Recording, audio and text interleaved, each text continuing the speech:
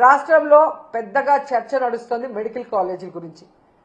ఈరోజు చంద్రబాబు నాయుడు నాకు విజన్ ఉంది, సీనియారిటీ ఉంది అని చెప్పుకుంటాడే, మరి 3 సార్లు ముఖ్యమంత్రిగా పనిచేస్తావు, ఇప్పుడు 4వ ముఖ్యమంత్రిగా పనిచేస్తావు. నువ్వు ఎప్పుడైనా ఒక మెడికల్ కాలేజ్కి కట్టాలన్న ఆలోచన చేసావా, కట్టడానికి ప్రయత్నించావని నేను అడుగుతున్నాను.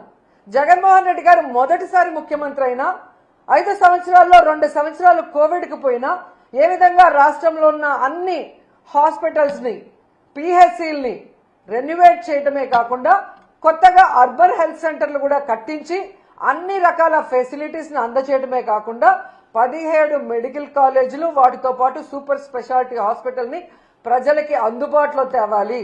పేద ప్రజలు డాక్టర్లు అవ్వటమే కాకుండా పేద ప్రజలకి నాణ్యమైన ఫ్రీ మెడిసిన్ కూడా వాళ్ళకి వైద్యం అందించాలన్న ఒక చిత్తశుద్ధితో పనిచేసిన వ్యక్తి. ఈరోజు ఆ 17 మెడికల్ కాలేజీలని పూర్తి చేయడం చేతగాక, అంటే దాదాపుగా 7 జగన్మోహన్ రెడ్డి గారు పూర్తి చేసేశారు. 5 జగనన్న ఉన్నప్పుడే 2023-24లో ఓపెన్ చేసి క్లాసెస్ కూడా స్టార్ట్ అయిపోయినాయి. మొన్న ఈ మధ్య ఒకటి స్టార్ట్ అయింది. పులివెందల్ది వాంటెడ్గా కక్ష సాధింపుగా ఏ విధంగా చేస్తున్నారో అందరూ కూడా చూస్తున్నారు. మిగతా 10 ఈ 15 నెలల్లో కనీసం 15 కోట్లు కూడా కేటాయించకుండా వాటిని నిర్వీర్యం చేస్తూ కక్ష సాధింపుగా ఈరోజు ఆ మెడికల్ కాలేజీని తమకు కావాల్సిన వాళ్ళకి అప్పచెప్పడం కోసం ప్లాన్ ప్రకారం ఎలా చేస్తున్నారో మనం చూస్తున్నాం. ఈ నీతిమాలిన ప్లాన్లు, నీతిమాలిన రాజకీయాలు, వీళ్ళ దోపిడీ కోసం మెడికల్ కాలేజీల్ని అంటే లక్షల కోట్లు విలువ చేస్తాయి భవిష్యత్తులో. అలాంటి మెడికల్ కాలేజీలని విత్ హాస్పిటల్స్తో తమకు కావాల్సిన వాళ్ళకి పప్పు బెల్లల్లాగా చంద్రబాబు నాయుడు కూటమి ప్రభుత్వం ఇచ్చేస్తుంటే జగన్మోహన్ రెడ్డి గారు ప్రెస్ మీట్ పెట్టి నిజాలన్నీ కూడా ప్రజలకు తెలియజేయగానే వాటికి సమాధానం చెప్పాల్సిన సీనియర్ మోస్ట్ చంద్రబాబు నాయుడు ఎందుకు సమాధానం చెప్పట్లేదు? ఎందుకు తన మంత్రుల్ని రెచ్చగొట్టి జగన్మోహన్ రెడ్డి గారిని బూతులు తిట్టడానికి ఈరోజు పంపిస్తున్నారని నేను అడుగుతున్నాను. ఎంత సిగ్గుచేటంటే ఈరోజు హోంమంత్రి అనిత గారు ఒక ప్రెజెంటేషన్ ఇచ్చారు. ఆ ప్రెజెంటేషన్ చూస్తుంటే అది ఒక ప్రెజెంటేషన్ లాగా లేదు, అనిత ఫ్రస్ట్రేషన్ కనిపిస్తోంది. ఆమె ఏదైతే వీడియోలు చూపించిందో అవన్నీ చంద్రబాబు నాయుడు కూటమి ప్రభుత్వం తయారు చేయించిన ఫేక్ వీడియోస్ని ఏ విధంగా ఆమె ప్రజెంట్ చేసిందో మనం అందరం కూడా గమనించగలిగాం. ఎందుకంటే ఆడవాళ్ల భద్రత గురించి, బాలికల మీద జరిగే హత్యల గురించి, అలాగే మహిళల మీద జరిగే అఘాయిత్యాల్ని ఆపడం గురించి ఆవిడ ఏ రోజు మీటింగ్లు పెట్టలేదు, ఏ రోజు పవర్ పాయింట్ ప్రెజెంటేషన్లు ఇవ్వలేదు. వాటికి ఎలాంటి ఒక పులి స్టాప్ పెట్టే విధంగా కొత్త చట్టాలను తేవటమో లేదా ఉన్న చట్టాలని సవరించి నేరస్తుల్ని కంట్రోల్ చేసే విధంగా ఏ రోజు చేయలేదు. కేవలం చంద్రబాబు నాయుడు ఇచ్చే ఫేక్ వీడియోల్ని ప్రజెంట్ చేస్తూ జగన్మోహన్ రెడ్డి గారిని తిట్టడానికే ఆమె ముందుకొచ్చిందనేది ఈ రాష్ట్ర ప్రజలు గమనిస్తూ ఉన్నారు. ఎందుకు ఇది నేను చెప్తున్నానంటే ఆమె ప్రజెంటేషన్ చేసిన స్టైల్ చూస్తేనే మీకు అర్థమవుతుంది. ఈరోజు దాంట్లో ఒకటి మనం గమనించవచ్చు. అందరూ ఏమనుకుంటారు, అనిత గారు ప్రెజెంటేషన్ ఇస్తుంది, ఓకే జగన్మోహన్ రెడ్డి గారికి కట్టడం చేత కాలేదు, గతంలో చంద్రబాబు నాయుడు 3 సార్లు ముఖ్యమంత్రి అయ్యాడు కదా, ఎన్ని కాలేజీలు కట్టేశాడో, ఎంత అద్భుతంగా కట్టేశాడో, ఏ విధంగా అవి రన్నింగ్ అవుతున్నాయో చూపిస్తారని అందరూ కూడా ఆ ప్రెజెంటేషన్ చూడటం జరిగింది. కానీ ఆమె చెప్పిన విషయాలు చూస్తే చంద్రబాబు నాయుడు ఒక్క మెడికల్ కాలేజ్ కూడా కట్టలేదు, దానికి ఆలోచన కూడా చేయలేదు. మనకి జగన్మోహన్ రెడ్డి అనే వ్యక్తి అంటే వయసులో చాలా చిన్నవాడు చంద్రబాబు నాయుడుతో పోలిస్తే, అనుభవం లేదని వీళ్ళు ఎక్కిరిస్తారు. కడప ఎమ్మెల్యేని ఎక్కిరిస్తారు. మరి కడప ఎమ్మెల్యే గారికి 17 మెడికల్ కాలేజీల్ని పర్మిషన్లు తెచ్చి వాటికి శ్రీకారం చుట్టి దాదాపుగా ఈరోజు 6 కాలేజీలు రన్నింగ్లో ఉన్నాయి. ఈ 15 నెలల్లో వీళ్ళు గనక వాటికి డబ్బులు కేటాయించి చేస్తుంటే అవి కూడా ఈరోజు రన్నింగ్లోకి వచ్చే అవకాశం ఉండి కూడా చేయలేక వీళ్ళు వెనక్కి పెట్టి జగన్మోహన్ రెడ్డి గారిని తిడుతుంటే ప్రజలు నవ్వుతున్నారు. ఒక అనుభవం లేని మొదటిసారి ముఖ్యమంత్రి అయిన జగన్మోహన్ రెడ్డి గారి వల్ల కట్టడం చేతనయ్యింది.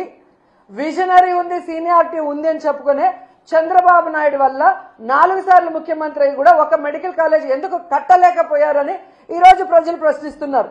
దానికి సమాధానం చెప్పండి. ఈరోజు ఈ రాష్ట్రాన్ని అప్పనంగా తాకట్టు పెట్టి దాదాపుగా 1,97,000 కోట్ల రూపాయల్ని 15 నెలల్లో అప్పు తీసుకొచ్చారు కదా. ఎందుకు మీరు 5,000 కోట్లు కూడా ఖర్చు పెట్టి ఈ 10 మెడికల్ కాలేజీని ఎందుకు ఫినిష్ చేయలేకపోతున్నారు? ఆ డబ్బులు ఏమైనాయి అంటే సమాధానం లేదు. ఈరోజు ఎంత ఘోరం అంటే పీపీపీ అంటే ప్రైవేటీకరణ కాదు అని అనిత అంటుంది. మరి పీపీపీ అంటే ప్రైవేటీకరణ కాకపోతే రౌడీ షీట్లకు ఇచ్చే పెరోలా అని నేను అడుగుతున్నా. ఎందుకంటే పీపీపీ అంటే ప్రైవేటీకరణ అని అందరికీ తెలుసు. మరి ఈ పచ్చ నాయకులకి ఎందుకు తెలియట్లేదో నాకు చెప్పాల్సిన అవసరం ఉంది. ఈరోజు పీపీపీ కానప్పుడు డబ్బులు లేక ప్రైవేటు వాళ్ళకి అప్పగిస్తున్నామని జీవో ఎందుకు ఇచ్చారు? మరి ఆ జీవోని రద్దు చేయండి. మీరు చెప్పినట్లుగా పీపీపీ అంటే ప్రైవేటీకరణ కాదు అని మీరు అన్నది నిజమైతే, డబ్బులు లేక ఈరోజు ప్రైవేట్ వాళ్ళకి దీన్ని ఇస్తున్నామని జీవో ఇచ్చారు కదా, అది వెంటనే రద్దు చేసి ప్రభుత్వమే ఆ కాలేజీల్ని పూర్తి చేయాలని కూడా వైఎస్ఆర్సీపీ నుంచి మేము డిమాండ్ చేస్తున్నాం. అండ్ ఈరోజు మీరు చూస్తే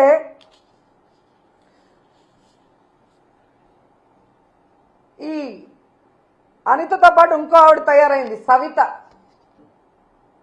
మొదటిసారి ఎమ్మెల్యే అవగానే మంత్రి అవగానే కొత్త పిచ్చోడు పొద్దురగడు అంటారు చూసావా, ఆ విధంగా ఉంది సవిత ప్రవర్తన. తనకు ఓట్లేసి గెలిపించిన ప్రజలకి ఈరోజు మెడికల్ కాలేజీని పూర్తి చేయాల్సిన బాధ్యత మంత్రికి లేదా జిల్లాలో? ఈరోజు చంద్రబాబు నాయుడు మీద ఒత్తిడి తీసుకొచ్చి ఆ కాలేజీని పూర్తి చేయడం ఆమెకి చేత కాదు. ఈరోజు అమరావతిలో వర్షం వచ్చింది, నీళ్లు తోడుతున్నామని కోట్లు వేస్ట్ చేస్తూ తినేస్తున్నారు. దాంట్లో కొంత డబ్బు తీసుకొచ్చి పూర్తి చేయొచ్చు కదా, అది చేత కాదు. ఈరోజు మీ వెనకబడిన ప్రాంతం అనంతపురంలో పేద ప్రజలకి ఒక నాణ్యమైన వైద్యాన్ని అందించే విధంగా చంద్రబాబు నాయుడు కూడా చేయని ఆలోచన జగన్మోహన్ రెడ్డి గారు చేసి అక్కడ కాలేజీని నిర్మాణం స్టార్ట్ చేస్తే అది పూర్తి చేసుకోకుండా దాన్ని అమ్మకానికి కేబినెట్ లో పెడితే ఎలా సిగ్గు లేకుండా దానికి మద్దతు తెలిపావని సవితను అడుగుతున్నా నేను. మళ్ళీ నువ్వు కూడా మాట్లాడేదన్నా జగన్మోహన్ రెడ్డి గారి గురించి? నీకే అర్హత ఉంది? నీ కోట్లేసిన ప్రజలకి వెన్నుపోటు పొడిచి చంద్రబాబు నాయుడు చెప్పేదానికి గంగిరెద్దులాగా తల ఊపుతూ జగన్మోహన్ రెడ్డి గారిని మాట్లాడే అర్హత మీకుందా అని అడుగుతున్నా. మళ్ళీ అనిత అంటుంది జగన్మోహన్ రెడ్డి గారు లండన్ మందులు వేసుకోకపోవడం వల్ల ఏదేదో పిచ్చి పిచ్చిగా మాట్లాడుతున్నాడంట. ఈరోజు హైదరాబాద్లో 15 రోజులకు ఒకసారి ఏఐజీ హాస్పిటల్కి పోయి ఎవరు మందులు వేసుకుంటున్నారో రాష్ట్రంలో ఉన్న తెలుగు రాష్ట్రాల్లో ఉన్న అందరి ప్రజలకు తెలుసు.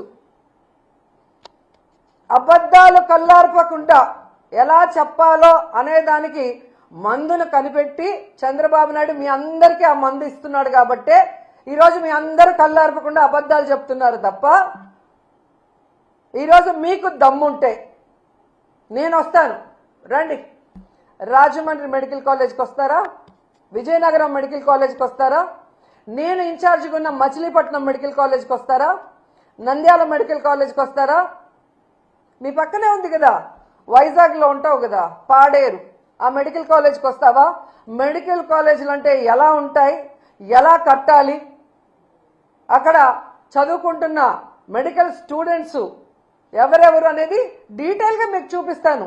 దమ్ముంటే ఎవడైనా రండి, తీసుకెళ్తాను.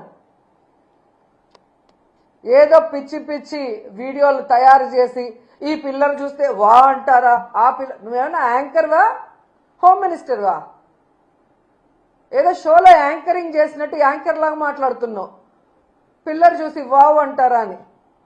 జగన్మోహన్ రెడ్డి గారు ప్రజలకి మంచి చేశారు. మీలాగా ఈవీఎంలను మేనేజ్ చేసుకుని అధికారంలో రాలేదు. ప్రజలకి తాను ఏం చేస్తానో నమ్మకం కలిగించి అధికారంలోకి వచ్చారు. వచ్చిన తర్వాత ఇచ్చిన మేనిఫెస్టోని ఈ దేశంలో ఏ రాష్ట్రంలో ఏ ముఖ్యమంత్రి చేయనటువంటి విధంగా 99% చేసి మీకు ఇచ్చాడు.